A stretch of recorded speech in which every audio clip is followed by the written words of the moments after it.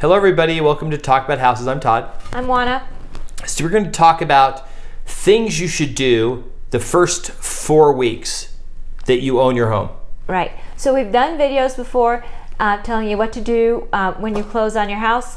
This is sort of like that, but now we're kind of breaking it down to make it easier for you to digest. Okay, so we've broken this into 4 weeks, week Yes. 1 through week 4, and we've got a list here. We'll post this below in the comments, so if you want to, copy it and print it out, you can do that.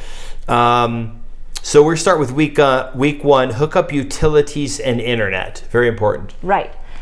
So hopefully you've already scheduled those prior to closing. If you haven't and you've just closed, please hook those up because it makes life a lot more comfortable. And also too, sometimes there's a delay. Right. So you don't have electricity or gas or water for a couple of days when you first move in, which is Right. kind of annoying. So like here in Las Vegas, the electricity usually takes a couple days, no problem, but gas could take up to 2 weeks, and they won't turn your gas on until your water's on, and sometimes water takes a few days, so it becomes this whole big thing. It could be, a week or more before you have all your utilities on, and that's not even touching internet. Internet's a whole other ball of wax. They take a while too.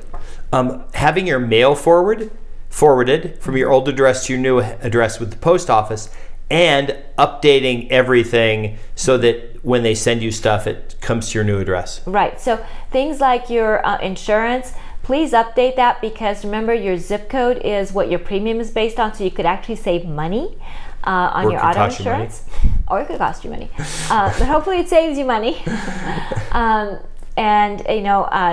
update your insurance, update with your employer, any subscriptions that you have, all that good stuff, update everybody. Change the locks. Yes. Change them. Please change the locks, and change the code, the garage door opener, and all that good stuff. You can change the locks or have them rekeyed, however you want to deal with it, but we want to make sure that you're secure. And going along with both changing the locks and the mail bit, if you go down to the post office, usually when you buy a house, they give you 2 mailbox keys. If they only gave you 1, go down to Lowe's or Home Depot, make a copy, then go down to the post office with your closing statement and say, hey, I just bought this house. I need you to rekey my mailbox so that I'm secure with my mail. You give them 1 key, not both keys, just 1 key. And then you continue to use the key that you have. When the key that you have no longer works, then you know that they've rekeyed that lock, and you can go back to the post office with your ID and your settlement statement and pick up your new keys. Clean everything. Absolutely. I'm sure the people that you purchased the house from were lovely people and very clean, but clean everything. Okay? You want to feel comfortable in your new home, and you want it to, smell like you and smell clean. Set up your sleep and eating areas. Yes. So that's one of the first things you need to do once you actually get your stuff there, because we want to make sure that you're well rested and that you're fed and comfortable and can proceed with everything else that is coming your way. And then once you've taken care of the humans, the pets come next. Yes. Your fur babies. Fur babies. So, make sure that they've got a good place to eat, to sleep, to go potty, that they've got a fenced-in yard where they're not going to escape and get run over by a car or whatever. We want to make sure that the fur babies are safe. Grab the smoke detectors and carbon monoxide detectors and check how old they are. Right. Because even if the battery works, you may want to replace them. Right. So, look, they may very well work, okay? And I'm not disputing that.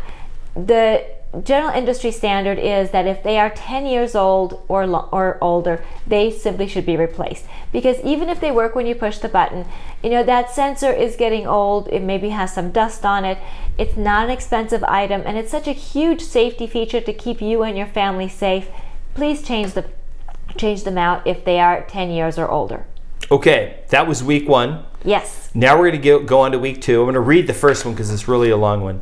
Locate safety essentials. Know the location of the attic door circuit breaker, water and gas shutoff valves, and make sure you know how to operate them in case of emergency. Make sure you have a working fire extinguisher near every cooking appliance. Best place to have it is maybe in a cabinet, or like if your garage door is close to the kitchen, as soon as you open the garage door, there should be a fire extinguisher on the wall. Right. That's a great place for it. Yeah, so we have a fire extinguisher in the kitchen, we have one in the laundry room, and we have one in the garage. because those are the most likely places that something bad's going to happen, right? So they're inexpensive to get. Go to Costco. They come in a package of 2 usually, and just get them and be done with it.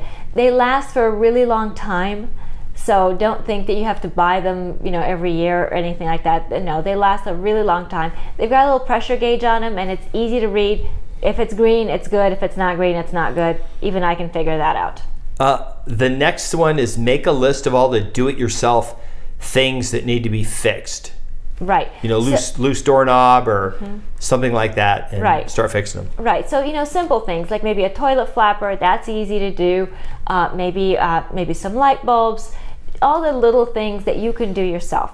And as you're doing those little things, then you can start making a list of some of the bigger things that maybe you might need help with down the road. Review your HOA rules and make sure you're not violating them when you park your camper in the front yard. Yeah, so make sure that you know what's expected of you by the HOA.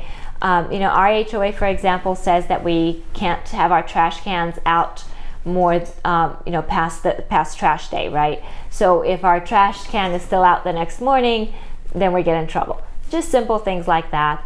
Also, they'll have rules about your landscaping, maybe paint schemes and that sort of thing. So you want to make sure that you know what's expected of you so that you don't get nasty grams or even worse, fines. Scope out paint and decor. Yes, this is really fun. So, as you're getting to know your house and its personality and how it fits in with you and your life, kind of think about what you'd like to do with the paint. Maybe you're happy with the paint that's there. Maybe you'd like to jazz it up a little bit.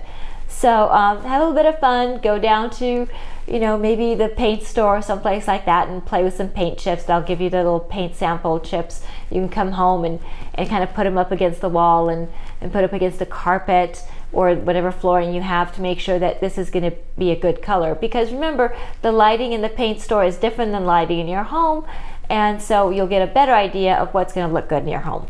Okay, week 3. We're on to week 3. Week 3 of 4. So we only have one more week after this one. Yes. It's a video we just did. I'm going to put it right up here so you can watch it, but it's about making your home energy efficient. Yes. So, simple things, things like putting in programmable thermostats, putting in LED bulbs, turning down the hot water heater when you're on vacation, just simple things like that help your home be more energy efficient and saves you some green. Yep. The next one is check drainage and clear gutters. Right. So, if that's appropriate.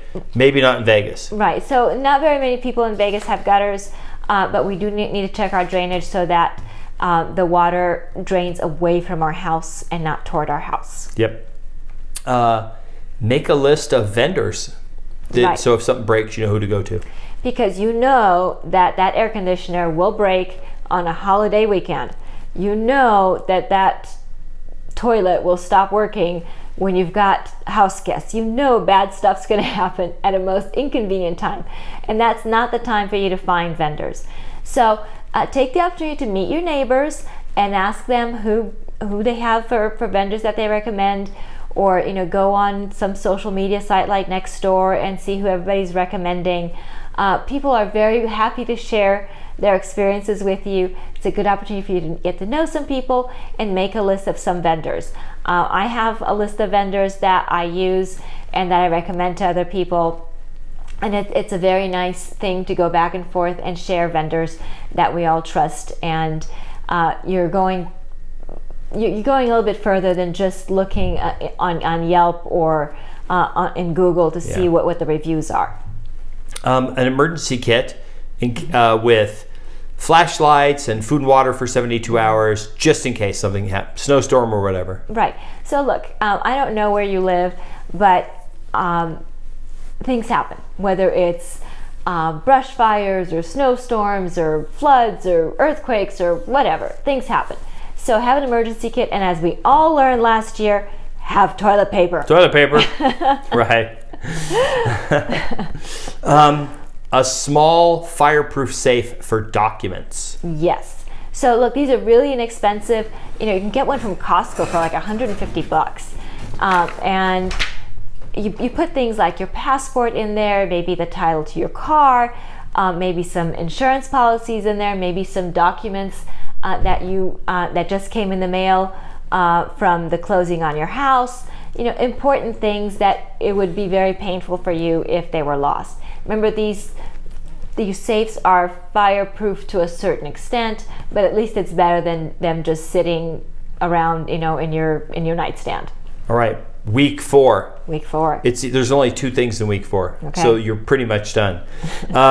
Create a budget that includes 1% of your home's value for repairs and improvements.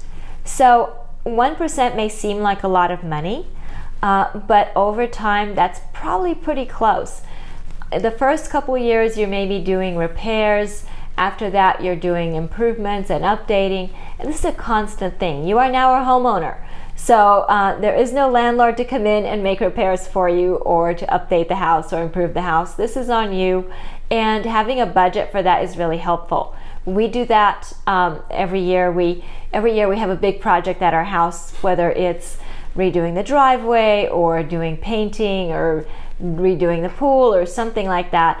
And so that helps us helps pace things out a little bit so that you're not having to completely do a renovation on the house from front door to back door all in one year, because that tends to be a super expensive thing that you may actually have to end up getting a home equity loan to do. The last thing is a seasonal schedule of when everything needs to get done. Right. So this is something that everybody, I think, should do. So for example, what you have on your schedule that, every November, for example, you winterize. So if you live in a cold climate, maybe that means that you drain the irrigation system so the pipes don't break. For us, for example, in the springtime, one of the things that we do is we get the windows cleaned and we replace the patio cover that's canvas, and so we do things like that. So everybody's got their own thing wherever that they are. Some of them are indoor things that we do, and some are outdoor things, but it's all home specific. So kind of take a look at your home and see what it needs, and your list will grow, I guarantee you, as the years wear on and you learn more about your home. If you're watching this video because you just bought a house, congratulations. Yes. If you are watching this video because you're thinking about buying and you have questions or need some help, give us a call. I'm going to put our contact information below this, as well as everything on the sheet of paper, and put it down below. You'll be able to go down there and copy it, go through everything. If you made it to the end of the video, thank you very much. Please like it, share it, subscribe, hit the notification bell, and we love your comments. Yes, please leave us your comments. Let us know what we missed on the list, because I'm sure there are things that are important and we should have put on the list. All right. We'll see you on the next video. Bye. Bye.